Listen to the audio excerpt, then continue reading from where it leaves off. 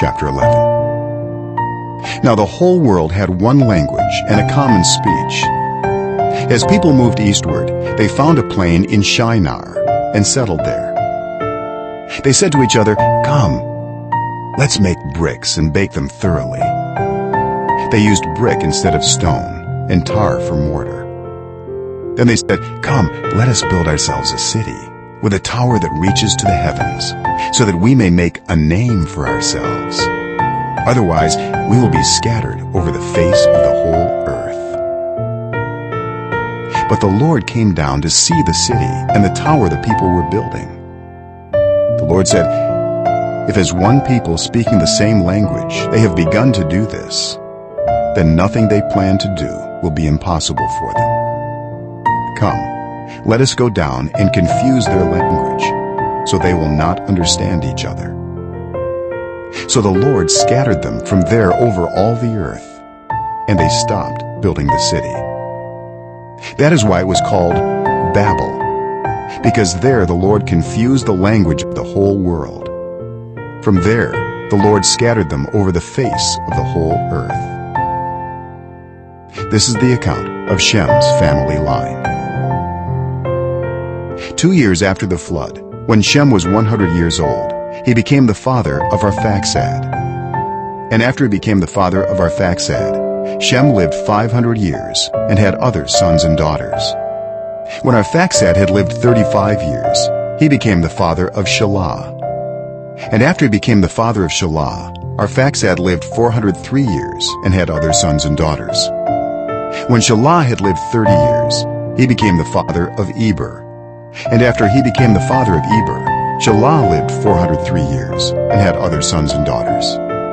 When Eber had lived 34 years, he became the father of Peleg. And after he became the father of Peleg, Eber lived 430 years and had other sons and daughters. When Peleg had lived 30 years, he became the father of Reu.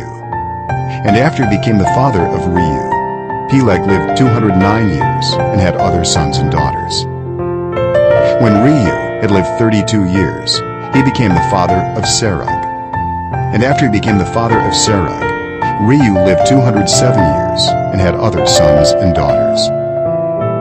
When Serug had lived 30 years, he became the father of Nahor. And after he became the father of Nahor, Serug lived 200 years and had other sons and daughters. When Nahor had lived 29 years, he became the father of Terah. And after he became the father of Terah, Nahor lived 119 years and had other sons and daughters. After Terah had lived 70 years, he became the father of Abram, Nahor, and Haran. This is the account of Terah's family line. Terah became the father of Abram, Nahor, and Haran. And Haran became the father of Lot. While his father Terah was still alive, Haran died in Ur of the Chaldeans, in the land of his birth. Abram and Nahor both married. The name of Abram's wife was Sarai, and the name of Nahor's wife was Milcah. She was the daughter of Haran, the father of both Milcah and Iscah. Now Sarai was childless, because she was not able to conceive. Terah took his son Abram, his grandson Lot, son of Haran, and his daughter-in-law Sarai, the wife of his son Abram, and together they set out from Ur of the Chaldeans to go to Canaan. But when they came to Haran, they settled there. Terah lived 205 years, and he died in Haran.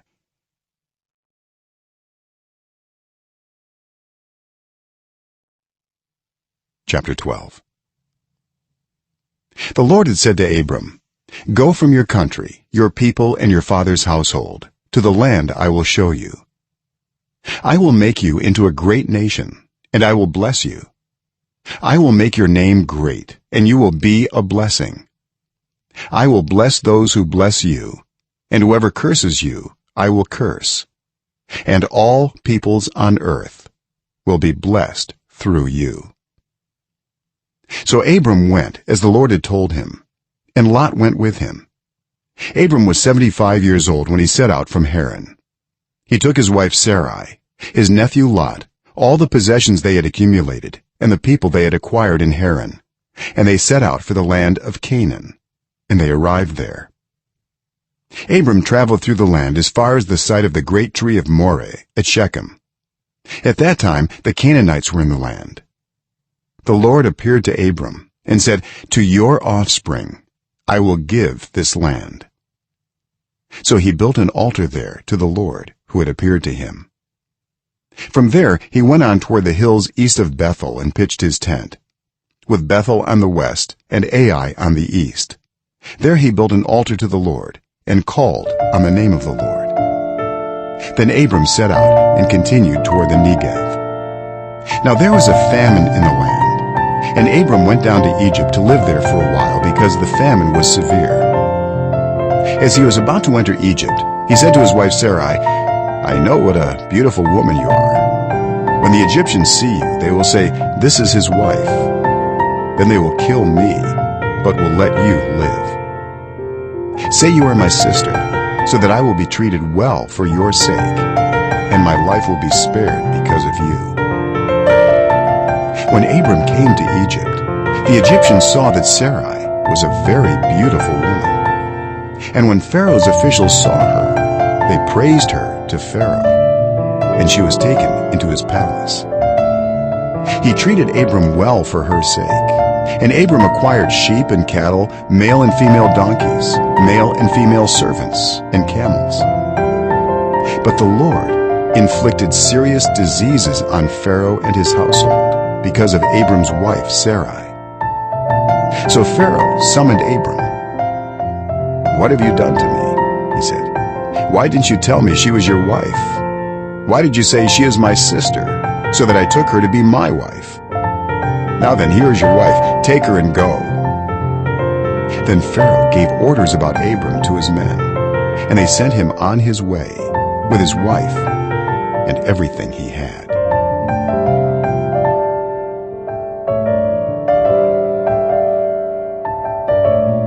Chapter 13. So Abram went up from Egypt to the Negev with his wife and everything he had, and Lot went with him. Abram had become very wealthy in livestock and in silver and gold.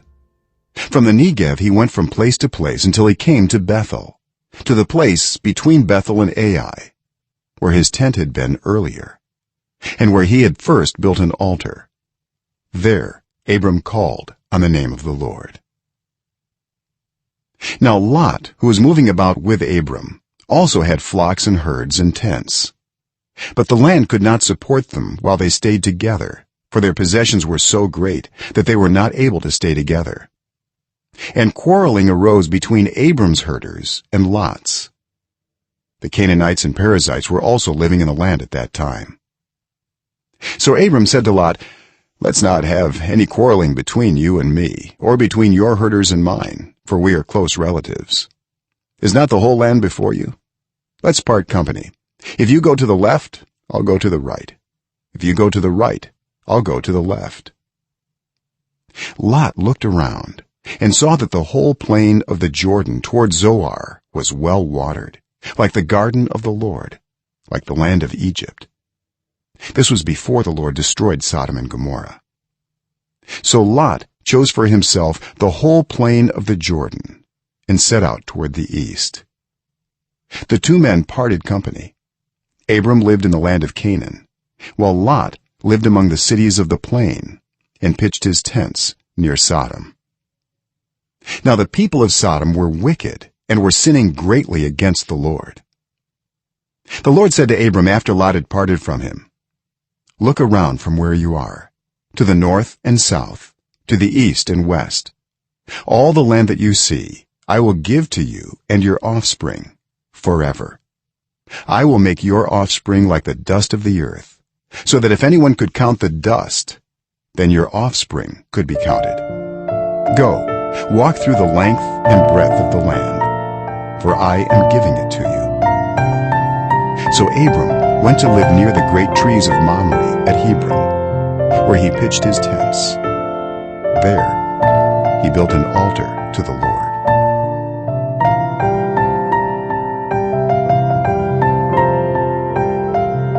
Chapter 14. At that time, when Amraphel was king of Shinar, Arioch king of Elasar, Chedorlaomer king of Elam, and Tidal king of Goyim, these kings went to war against Bera king of Sodom, Bersha king of Gomorrah, Shinab king of Admah, Shemeber king of Zeboim, and the king of Bela, that is Zoar. All these latter kings joined forces in the valley of Siddim, that is, the Dead Sea Valley. For 12 years they had been subject to Chedorlaomer, but in the 13th year they rebelled. In the 14th year, Chedorlaomer and the kings allied with him went out and defeated the Rephaites in Ashtaroth-Karnaim, the Zuzites in Ham, the Emites in Shaveh-Kiriathaim, and the Horites in the hill country of Seir, as far as El Paran near the desert. Then they turned back and went to En-Mishpat, that is, Kadesh, and they conquered the whole territory of the Amalekites, as well as the Amorites who were living in Hazazon Tamar.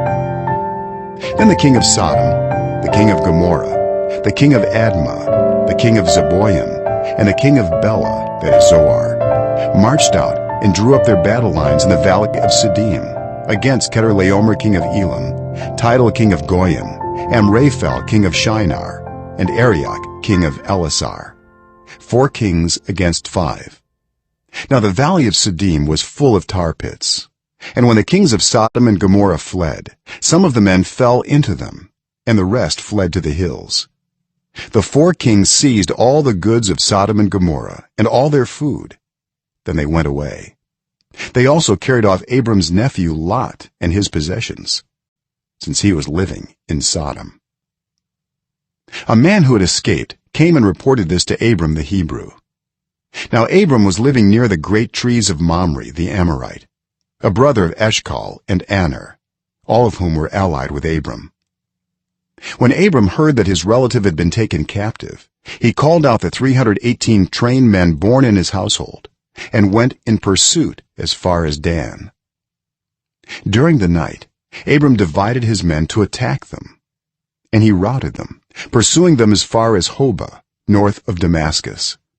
He recovered all the goods and brought back his relative Lot and his possessions, together with the women and the other people. After Abram returned from defeating Chedorlaomer and the kings allied with him, the king of Sodom came out to meet him in the valley of Shaveh, that is, the king's valley. Then Melchizedek, king of Salem, brought out bread and wine.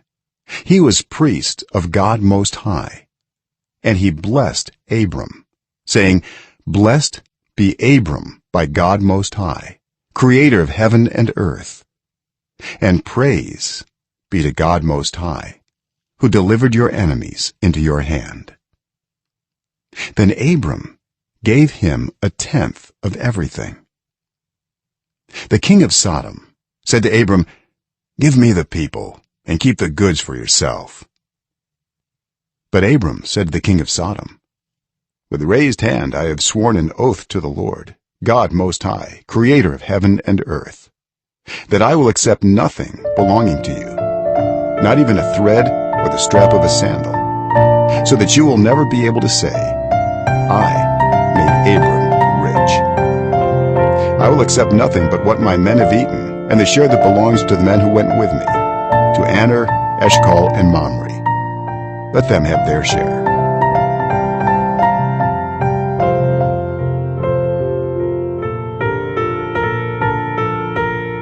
Chapter 15.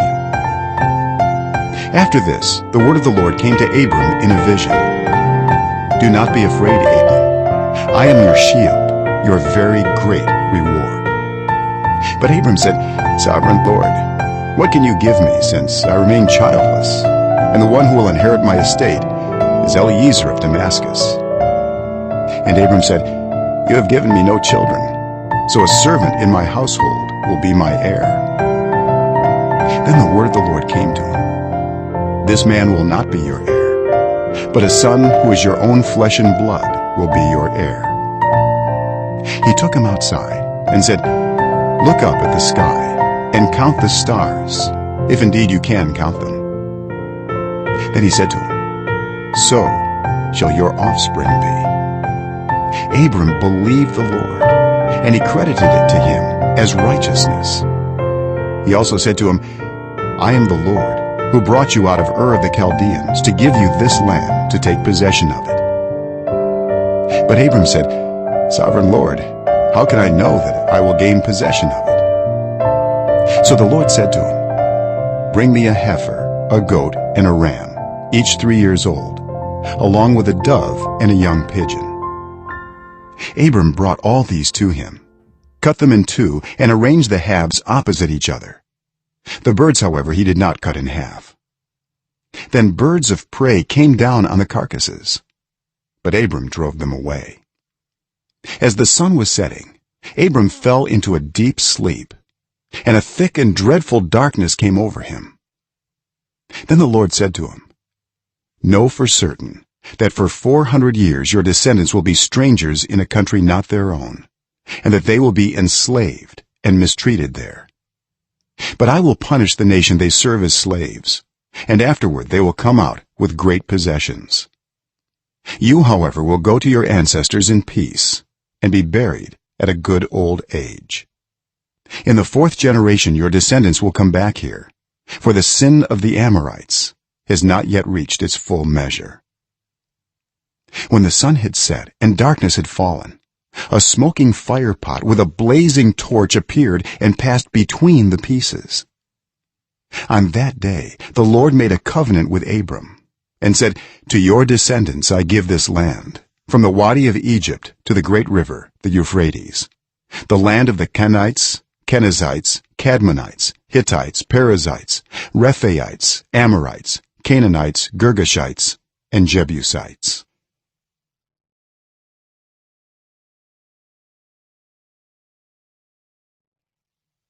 Chapter 16.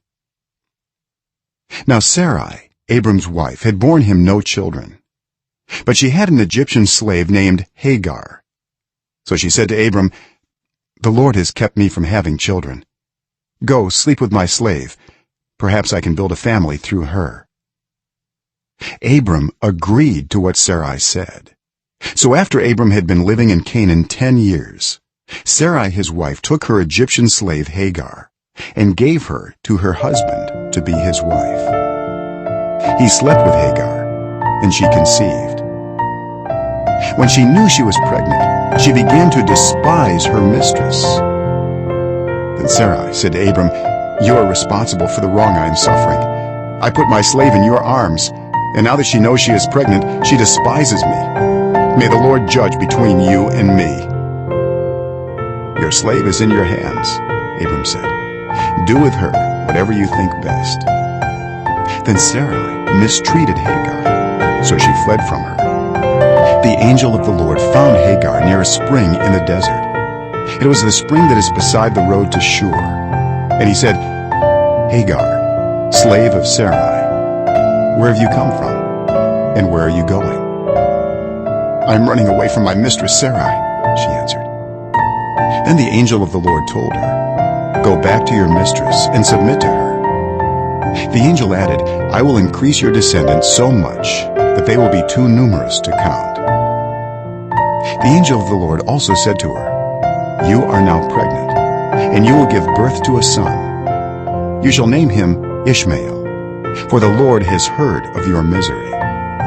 He will be a wild donkey of a man. His hand will be against everyone, and everyone's hand against him, and he will live in hostility toward all his brothers. She gave this name to the Lord who spoke to her, You are the God who sees me. For she said, I have now seen the one who sees me. That is why the well was called Be'er Lahairoi. It is still there between Kadesh and Bered. So Hagar bore Abram a son, and Abram gave the name Ishmael to the son she had born. Abram was 86 years old when Hagar bore him Ishmael.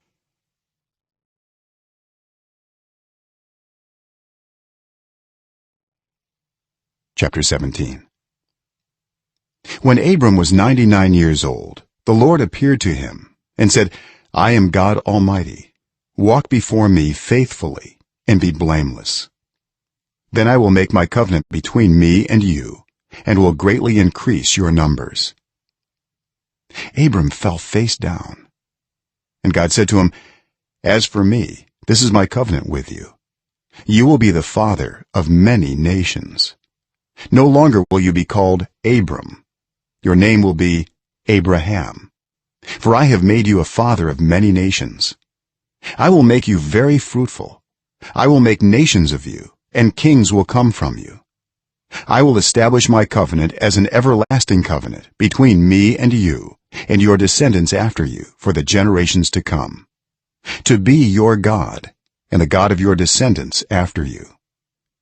The whole land of Canaan, where you now reside as a foreigner, I will give as an everlasting possession to you and your descendants after you, and I will be their God." Then God said to Abraham, "As for you, you must keep my covenant, you and your descendants after you for the generations to come.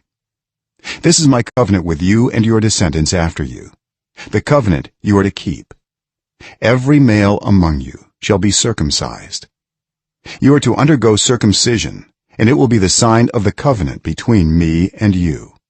For the generations to come, every male among you who is 8 days old must be circumcised, including those born in your household or bought with money from a foreigner, those who are not your offspring. Whether born in your household or bought with your money, they must be circumcised. My covenant in your flesh is to be an everlasting covenant. Any uncircumcised male who has not been circumcised in the flesh will be cut off from his people. He has broken my covenant." God also said to Abraham, "As for Sarai your wife, you are no longer to call her Sarai. Her name will be Sarah. I will bless her and will surely give you a son by her. I will bless her so that she will be the mother of nations. Kings of peoples will come from her." Abraham fell face down. He laughed and said to himself, "Will a son be born to a man 100 years old? Will Sarah bear a child at the age of 90? And Abraham said to God, "If only Ishmael might live under your blessing." Then God said, "Yes, but your wife Sarah will bear you a son, and you will call him Isaac. I will establish my covenant with him as an everlasting covenant for his descendants after him. And as for Ishmael, I have heard you. I will surely bless him. I will make him fruitful and will greatly increase his numbers. He will be the father of 12 rulers, and I will make him into a great nation. But my covenant I will establish with Isaac, whom Sarah will bear to you by this time next year." When he had finished speaking with Abraham, God went up from him. On that very day, Abraham took his son Ishmael, and all those born in his household or bought with his money, every male in his household, and circumcised them, as God told him.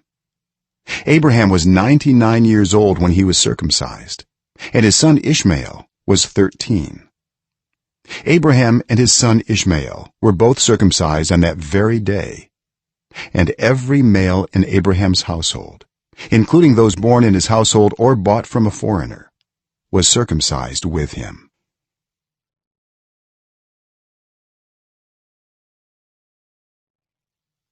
Chapter 18. The Lord appeared to Abraham near the great trees of Mamre while he was sitting at the entrance to his tent in the heat of the day.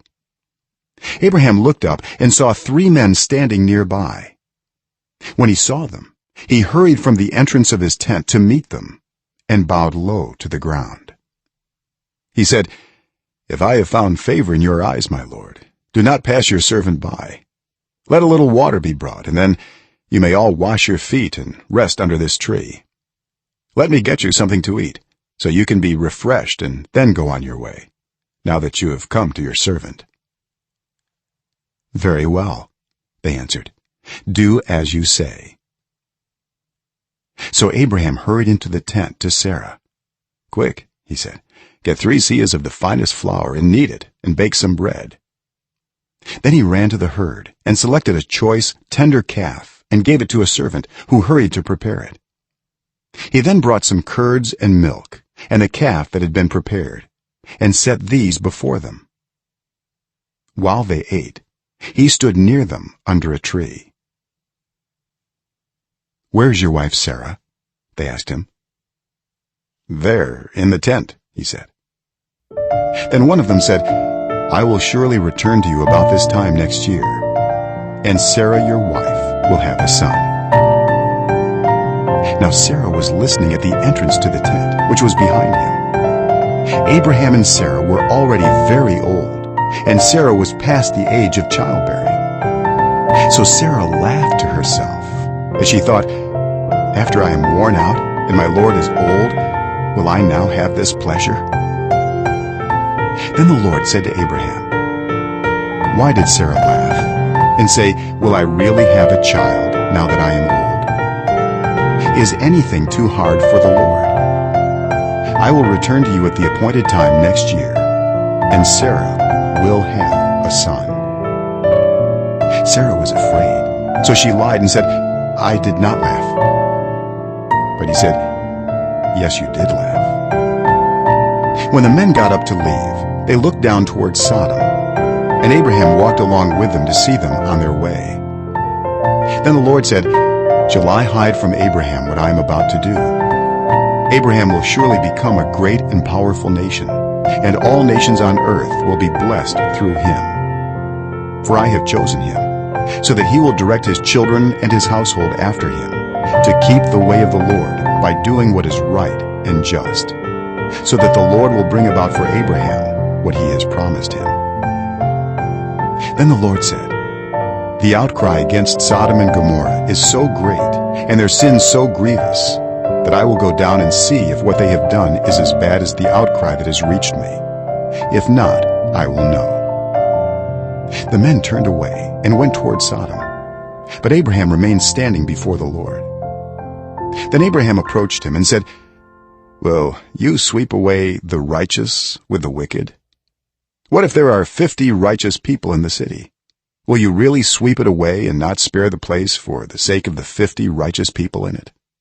Far be it from you to do such a thing, to kill the righteous with the wicked, treating the righteous and the wicked alike. Far be it from you. Will not the judge of all the earth do right?" The Lord said, "If I find 50 righteous people in the city of Sodom, I will spare the whole place for their sake."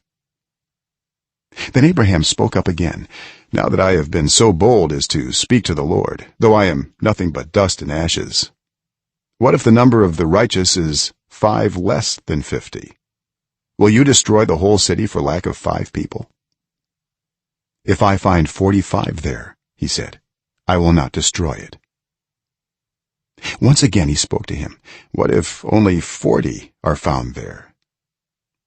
He said, "For the sake of 40, I will not do it." Then he said, "May the Lord not be angry, but let me speak. What if only 30 can be found there?" He answered, "I will not do it if I find 30 there." Abraham said, "Now that I have been so bold as to speak to the Lord, what if only 20 can be found there?" He said, "For the sake of 20, I will not destroy it."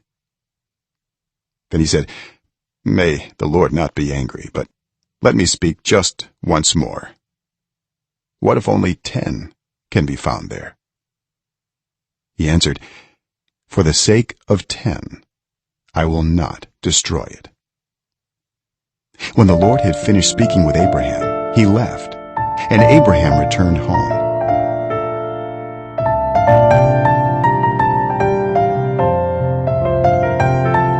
Chapter 19. The 2 angels arrived at Sodom in the evening, and Lot was sitting in the gateway of the city. When he saw them, he got up to meet them and bowed down with his face to the ground.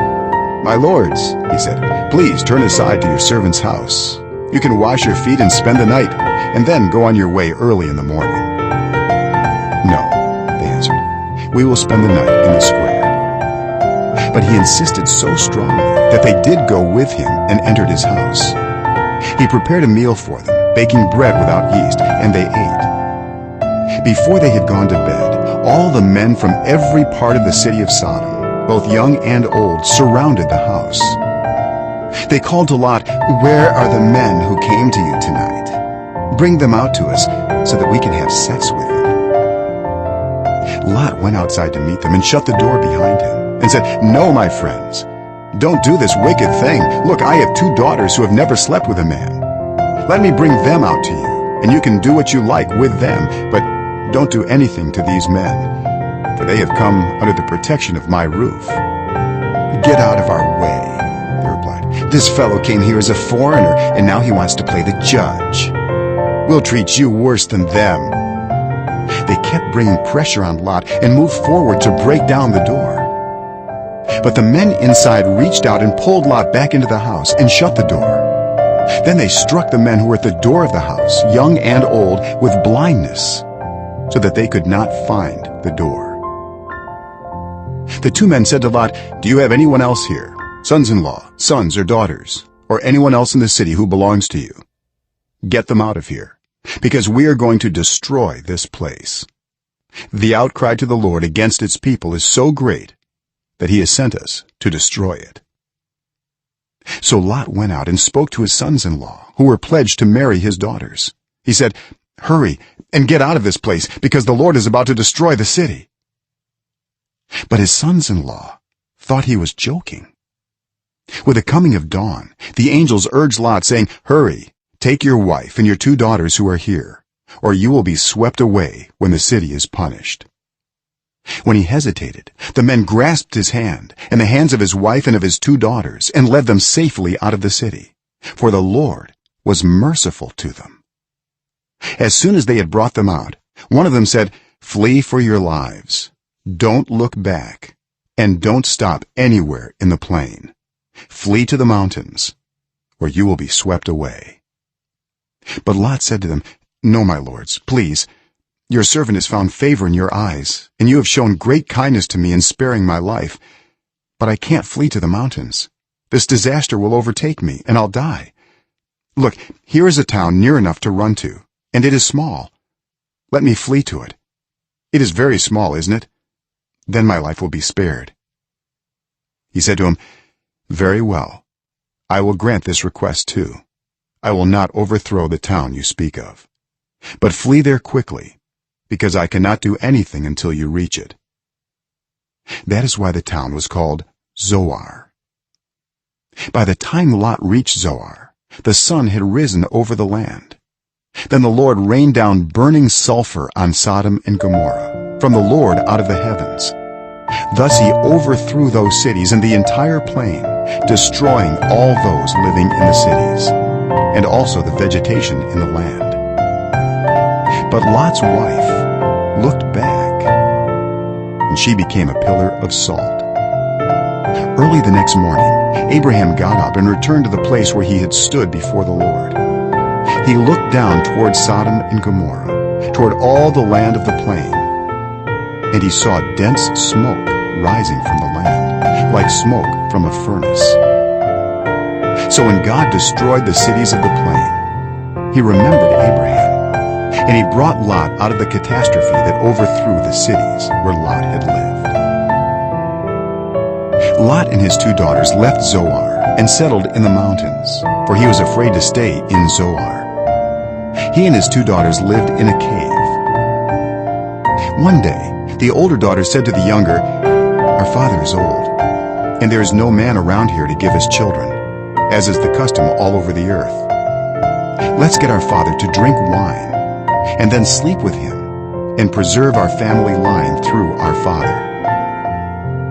That night, they got their father to drink wine, and the older daughter went in and slept with him. He was not aware of it when she lay down or when she got up. The next day, the older daughter said to the younger, "Last night I slept with my father. Let's get him to drink wine again tonight, and you go in and sleep with him so we can preserve our family line through our father." So they got their father to drink wine that night also, and the younger daughter went in and slept with him. Again, he was not aware of it when she lay down or when she got up. So both of Lot's daughters became pregnant by their father, The older daughter had a son, and she named him Moab. He is the father of the Moabites of today. The younger daughter also had a son, and she named him Ben-Ami. He is the father of the Ammonites of today.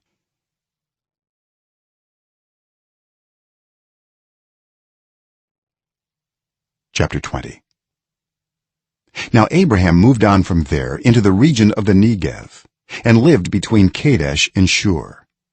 For a while he stayed in Gerar, and there Abraham said of his wife Sarah, "She is my sister." Then Abimelech, king of Gerar, sent for Sarah and took her. But God came to Abimelech in a dream one night and said to him, "You are as good as dead because of the woman you have taken.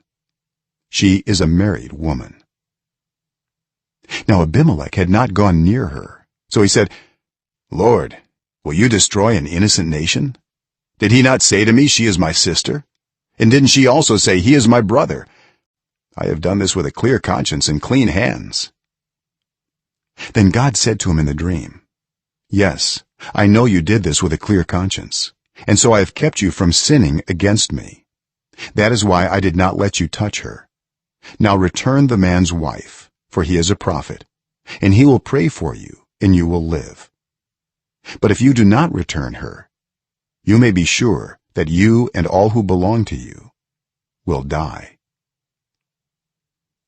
Early the next morning Abimelech summoned all his officials, and when he told them all that had happened, they were very much afraid. Then Abimelech called Abraham in and said, "What have you done to us? How have I wronged you, that you have brought such great guilt upon me and my kingdom? You have done things to me that should never be done." And Abimelech asked Abraham, "What was your reason for doing this?" Abraham replied, "I said to myself, 'There is surely no fear of God in this place, and they will kill me because of my wife. Besides, she really is my sister, the daughter of my father, though not of my mother, and she became my wife. And when God had me wander from my father's household, I said to her, "This is how you can show your love to me. Everywhere we go, say of me, 'He is my brother.'" Then Abimelech brought sheep and cattle and male and female slaves and gave them to Abraham, and he returned Sarah his wife to him. And Abimelech said, "My land is before you. Live wherever you like." To Sarah he said, "I am giving your brother 1,000 shekels of silver. This is to cover the offense against you before all who are with you. You are completely vindicated."